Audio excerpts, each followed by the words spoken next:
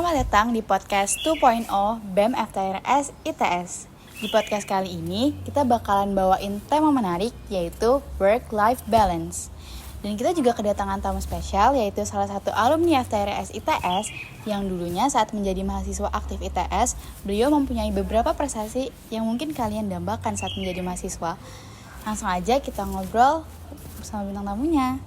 Halo teman-teman, aku Faris Duga Kresnaldi, panggilannya Faris dari Alumni Teknik Industri. Nah sebelumnya makasih nih Mas udah datang nyempetin waktunya pagi-pagi datang untuk podcast BEM FTRS untuk mungkin bagian cerita-cerita menariknya tentang kayak waktu Mas jadi mahasiswa gitu ya, dan dibandingin sama hidupnya setelah menjadi alumni gitu ya Mas. Yeah. Nah mungkin langsung aja kita ngobrol-ngobrol nih Mas. Boleh. Kan dulu Mas mungkin sering ikut lomba, ikut project gitu ya Mas. Yeah. Itu kan mungkin sangat erat kaitannya dengan work-life balance. Oke. Nah, gimana Mas mengartikan work-life balance sendiri? Oke, ya work-life balance itu kan kita mengartikannya sebagai membagi waktu ya teman-teman ya. Membagi waktu antara kehidupan kita sendiri dengan beban kerja kita. Dimana beban kerja pun itu kita dibagi lagi tuh. Ada yang akademik dan non-akademik. Nah, itu pusingnya di situ.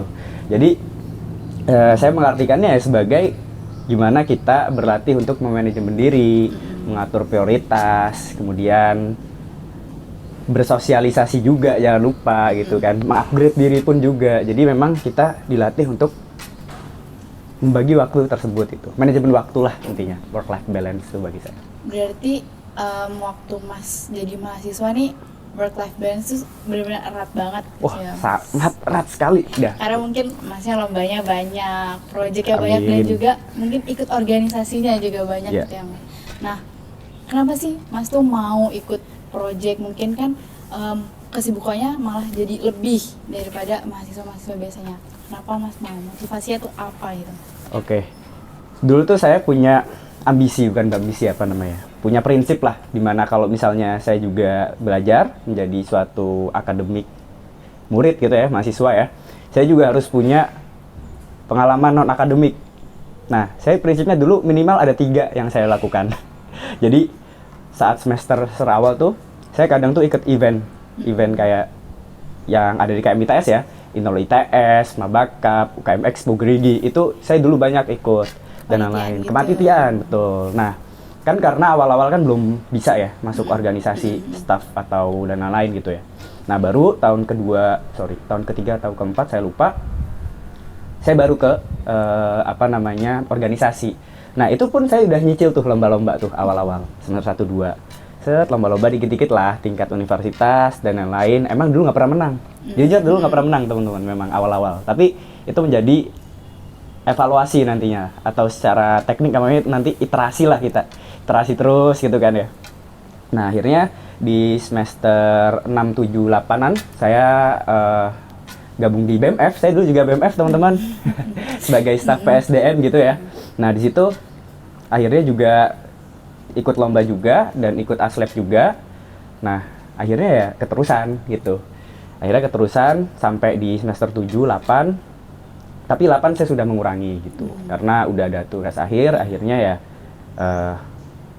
mengurangi kegiatan dan fokus ke tugas akhir. Intinya di awal kita harus punya ambisi gitu ya, dimana kita tidak hanya belajar aja, tidak hanya kuliah aja, tapi juga harus ada soft skill yang kita latih gitu. Berarti udah terplanning gitu. Betul. Kalau teman-teman ingat dulu di Pratedia atau saya lupa di mana, KKBK, itu ada disuruh materi gitu ya, buat milestone, tahun pertama ngapain, tahun 2 ngapain, 3, 4 ngapain, itu KKB kalau nggak salah. Itu saya bener-bener gitu, saya niatin gitu loh, kayak ini tahun ketiga saya harus jadi ini, tahun keempat saya menang ini, coba gitu. Nah, itu emang dari awal saya plan gitu, mindsetnya lah kita buat. Nah, cara ngatur prioritasnya itu gimana Mas? Nah, ngatur prioritas yang pertama, saya pasti mendahulukan akademik, karena dengan cost yang kita keluarkan ya, contohnya misalnya UKT atau mungkin living cost. Saya orang Surabaya, tapi justru saya PP itu menjadi lebih banyak bensinnya gitu. Dan makannya pun juga kadang soalnya lebih suka di kuliah. Nah, itu sangat berbanding terbalik kalau kita benar-benar tidak fokus ke akademik kita. Jadi yang pertama saya akademik dulu prioritasnya. Terus baru saya sesuaiin dengan bukan jabatan, posisi ya, ngomong kayak posisi ya. Misalnya di organisasi A saya cuma staff gitu ya. Oh bisa nih, saya coba losin dulu ke lomba gitu misalnya. Ini lomba dulu lah aku kerjain gitu ya. Karena ini kan aku lomba nih bayar loh. Staff organisasi ini gak dibayar gitu. Nah akhirnya saya coba switch in ke atas dulu si lombanya, baru organisasi di bawah. Dengan sesimpel misalnya saya minta reschedule, misalnya meeting nih, wah nggak bisa mas, saya sore nggak bisa, bisanya malam gitu misalnya. Itu akhirnya nanti akan bisa terbentuk sendiri tuh nanti manajemen waktu kita gitu. Ya mungkin tipis-tipis kita tidur jam 12 lah minimal lah ya. Jam 2 atau lebih itu sering lah ya harusnya. Tipikal anak teknik ya teman-teman ya. Nah itu kita prioritasnya dari situ. Kalau saya ya, sorry, bukan kita. Tadi akademik dulu, kemudian baru disesuaikan dengan available-nya kita aja gitu. Kalau memang benar-benar bentrok, ya kalian harus izin gitu. Saya harus izin pasti, jangan AFK. Jangan hilang. Pokoknya kalau misalnya kalian punya komitmen atau masuk di suatu organisasi atau lomba gitu ya, itu harus komitmen lah. Kalau misalnya kalian hilang, itu bukan suatu hal yang baik lah menurut saya. Gitu Mbak Najwa. Nah kan setahu aku ya, Mas ini sempat ikut project-project ke Taiwan gitu ya. Ikut lomba-lomba juga. Nah, tantangan terbesarnya tuh apa sih yang ngaruh sama misalkan akademik? Adakah yang ketinggalan gitu atau jadi nggak masuk kelas atau gimana gitu? Jadi ada cerita sebenarnya memang dari kebetulan saya pas di project yang sampai ke luar negeri itu di tahun-tahun terakhir memang. Jadi beberapa mata kuliah pilihan itu sudah saya komplitkan di semester 6, 5, 6 gitu. Jadi memang saya sudah ngeplan dan memang sudah ada rencana pas itu kalau misalnya memang kita mau berangkat ke luar negeri, di mana wah mas ini kayaknya 1 minggu nih mas gitu, 1 minggu sama 2 minggu, dimana kalau misalnya memang kalau kita ngambil banyak mata kuliah itu pasti akan nge-skip banyak kan. Akhirnya saya di semester 7 itu saya ambil cuma 2 mata kuliahnya, dan itu mata kuliah wajib, dan itu kelasnya cuma hari Kamis dan Rabu atau saya lupa itu. Nah, alhamdulillah nge-skip cuma beberapa kali doang. Enggak sih, cuma 2 lah paling lah. Saya ingat saya 2, tapi nggak tahu yang realnya berapa ya. Cuma 2, dan itu pun ada izinnya, ada surat tugasnya kan. Jadi itu bukan izin atau skip ya, teman-teman ya. Tapi yang saya sayangkan pas itu adalah mata kuliah A ya. Saya nggak mau nyebutin nama mata kuliahnya. Itu adalah mata kuliah terakhir di kelas. Jadi itu di week terakhir saya, di week 16 atau 15 saya lupa. Nah, saya miss opportunity itu. Jadi, saya nggak ngikut mata kuliah terakhir di kelas, bener-bener di kelas nih sebelum semester 8, saya nggak ikut kelas lagi gitu loh. Nah, akhirnya saya dengan terpaksa ya emang nggak bisa gitu, karena di luar negeri gitu. Gitu sih, kalau dari saya jawabannya. Coba kalau misalnya kalian udah mau fokus di semester 7-8 ya, entah itu nanti lomba atau project dari dosen gitu, teman-teman coba atur mata kuliah pilihannya itu jangan diambil di semester 7-8 nanti akhir-akhir tuh, tahun-tahun terakhir jangan. Karena nanti takutnya akan bentrok, dan ataupun nanti TA kalian nggak kegarap gitu, nggak kekerjain. Itu sih cara aturnya kalau aku. Berarti ada nggak kayak guilty pleasure-nya tuh apa gitu Mas? Guilty pleasure ninggalinnya gitu. Ada sih, karena itu opportunity saya terakhir gitu, dimana saya bisa nanya materi terakhir sebelum ujian akhir atau UAS ya, AS ngomongnya kalau di ITS tuh. Akhirnya ya udah saya belajar mandiri gitu. Jadi belajar mandiri dengan teman-teman aja, tidak bertemu dengan dosen secara langsung tatap muka gitu ya. Akhirnya seperti itu guilty pleasure-nya sih. Memang ya udah, karena itu pilihan kita kan. Jadi kita ikhlaskan saja. Resikonya gitu, kita tanggung gitu. Nah, mungkin ini kita agak kepo dikit. Silakan. Gimana rutinitas seorang yang sangat sibuk ini, gimana biar semua itu seimbang gitu? Oke, biasanya kalau misalnya ngatur gitu ya, yang pasti tadi saya akademik dulu, itu pagi sampai siang kan, pagi sampai siang. Jadi kalau di tahun-tahun terakhir tuh alhamdulillah saya bagian yang ngatur jadwal meeting lah, bukan orang yang ngikutin meeting gitu. Iya. Jadi bisa dibilang top manajemen lah. Pas itu saya di BEM ITS juga di semester akhir, itu di Menteri Koordinator, jadi orang yang ngatur meetingnya, bukan orang yang ikut meeting. Jadi saya bisa atur sesuka saya gitu. Intinya itu inti kasarnya ya teman-teman. Jadi saya pas itu ngaturnya karena pas sibuk-sibuknya tuh memang di tahun-tahun terakhir. Kalau tahun-tahun awal tuh sibuknya adalah kita sebagai follower gitu kan. Kita sebagai follower jadi ya udah kita ngikut aja apa arahan teman-teman kadep atau teman-teman kadif gitu ya. Nah, kalau sekarang karena ketambahan jadi orang yang ngatur itu akhirnya apa namanya? Menjadi gampang untuk arrange-nya. Gimana kita siang juga gitu ya bisa iya ngatur. betul. Bukan privilege sih, emang tanggung jawabnya seperti itu ya. Nah, siang tuh saya coba akademik dulu, dan saya juga nggak mau ngatur teman-teman saya di organisasi itu nggak ngeganggu akademik mereka juga gitu. Jadi sebisa saya siang janganlah, coba kita fokus dulu aja ke akademik, kita bagusin IPK kita dulu juga, baru malam nih atau sore menjelang maghrib gitu kalau ada rapat, kalau ada meeting dengan project pun, project tuh masuk akademik ya, kalau saya juga ya. Jadi kalau project meeting tuh siang-siang juga saya biasanya. Nah, organisasi itu di malam. Emang biasanya kan teman-teman juga available malam.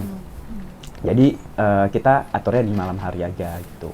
Jadi ngorbanin waktu me time kita atau waktu apa ya namanya, upgrade diri kita sendiri nih di malam hari. Biasanya kan kita kuliah siang, malam ngapain gitu ya, nonton drakor atau nonton YouTube gitu ya. Nah, itu me time-nya kita kurangin karena di organisasi kita malamnya gitu. Emang gitu kalau aku ngatur ya dulu. Nah, cara ngatur tekanannya gitu Mas, kan kadang kalau ikut lomba pengen lombanya menang. Terus jelas. Akademiknya juga bagus gitu, proyeknya juga lancar gitu Mas.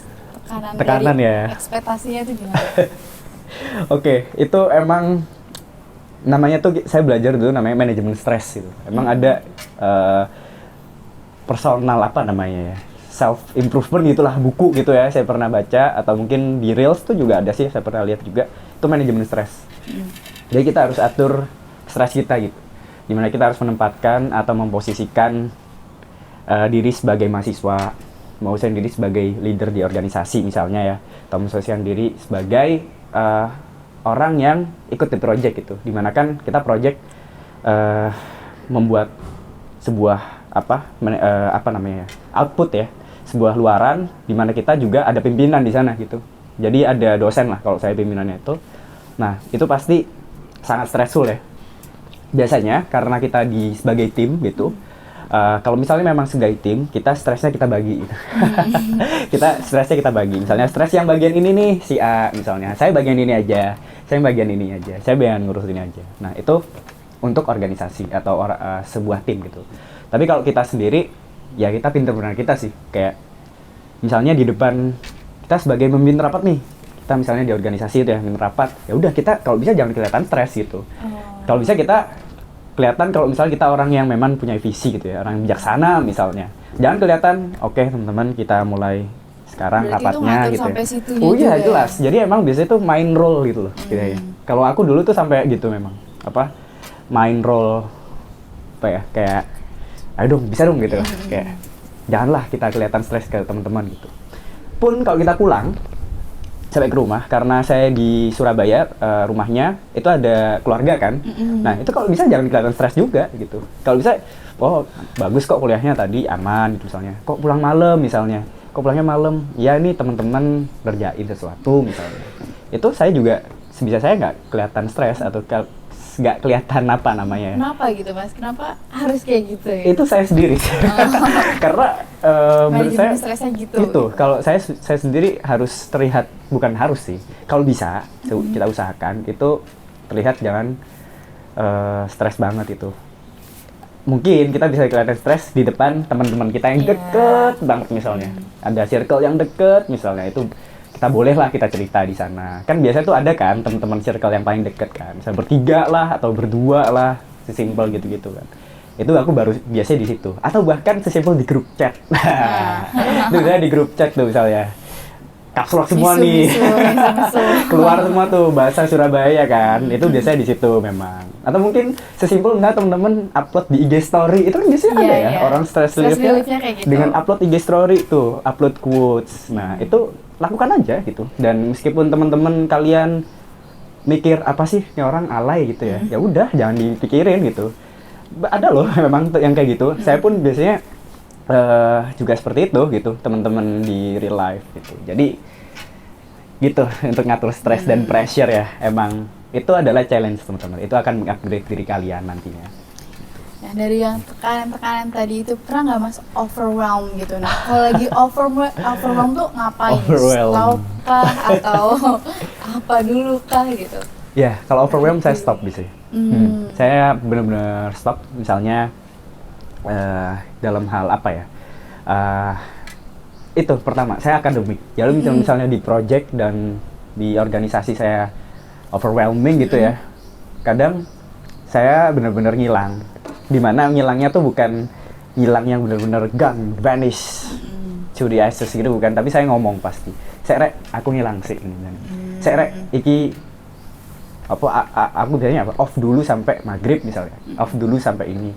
Itu misalnya bisa berbenah tuh, biasanya saya tuh berbenah di akademik misalnya juga, misalnya saya tadi tuh di kelas nggak paham dengan materi ini misalnya, ya udah saya coba baca-baca atau tanya-tanya temen in real life. Tapi ya saya tipikal bukan di online soalnya, saya in real life tanya teman-teman yang memang jago. Misalnya di lab itu saya datang tanya apa sih A, apa sih B ini gitu, saya biasa kayak gitu. Berarti stopnya juga tetap melakukan sesuatu gitu Iya, tapi kalau misalnya stop yang benar-benar stop itu di rumah sih biasanya. Di rumah benar-benar seharian gak keluar itu sering, kayak setiap minggu gitu, nge-charge ya, gitu-gitu. Tapi kadang saya juga charge energinya dengan ketemu orang. Misalnya nih, saya di teman-teman kampus nih, kayak udah stres di teman-teman kampus, coba saya pindah ke teman-teman SMA. Nah itu biasanya saya juga kayak gitu. Teman-teman SMA misalnya, pada kalau bisa teman-teman SMP. Karena saya kan orang Surabaya kan, jadi mereka pasti pada di sini juga. Jadi dan mostly juga masih ada di Surabaya. Jadi pindah circle sih, bukan pindah circle ngomongnya apa ya, cari suasana baru lah, jenuh gitu. Betul, akhirnya saya cari suasana baru itu biasanya. Itu tapi jarang sih, maksudnya bukan yang setiap hari, karena dulu kan bener-bener setiap hari ke kuliah saya tuh, ke kampus. Jadi kalau misalnya udah bener-bener capek, ke orang-orang rumah aja itu biasanya. Berarti kan dukungan dari teman-teman, keluarga itu benar-benar penting juga kan ya? Penting banget Mas. Nah, kalau udah habis melakukan sesuatu, udah pusing, habis capek-capek, itu tuh kayak cara merayakannya atau self rewardnya tuh gimana? Self reward biasanya. Saya suka makan ya teman-teman ya. Biasanya makan sih. Tapi ya sesimpel di tempat-tempat favorit saya aja sih. Kayak biasanya ada tukang nasi goreng di depan rumah saya, itu biasanya di sana. Dan itu karena deket rumah saya jarang ke sana gitu. Karena saya kan mainnya di sini. Jadi kalau misalnya memang udah itu saya balik tuh, namanya Cak Rudi ya. Shout out buat Cak Rudi. Itu saya sering ke beliau gitu kalau misalnya emang udah capek atau udah ada mau self reward lah namanya ya. Meskipun murah gitu ya. Tapi itu value-nya tuh dari situ gitu. Karena kita langganan gitu. Kita kenal orangnya misalnya. Akhirnya ya saya biasanya baliknya ke sana gitu kalau makan. Dan itu biasanya saya sendirian, nggak sama orang gitu. Jadi bener-bener rehat gitu ya. Self rewardnya tuh rehat ya. Atau sesimpel misalnya saya nonton drama, nonton video, atau biasa series luar negeri gitu-gitu, sering sih juga sih, kayak di jam-jam malam-malam gitu sebelum tidur. Itu self rewardnya biasanya kayak gitu setiap hari gitu. Atau mungkin lihat TikTok, nah itu menjadi kebiasaan lah harusnya ya, bukan self reward lagi. Itu sih kalau dari aku, Naj. Mungkin bisa dikasih tahu nih Mas rahasianya kepada teman-teman, ritual yang biasa Mas lakuin sebelum lomba atau ujian gitu Mas. Oke. Biasanya tuh ngapain dulu? Siap. Sebelum lomba pasti latihan. Nah, apalagi kalau misalnya lombanya internasional kan, itu menjadi challenging banget. Yang pasti kalian harus menguasain materi kalian. Gimana pasti kalian menguasai kan? Kalian yang ngerjain, kalian yang deliver juga nantinya, kalian yang planning. Nah, itu harus latihan.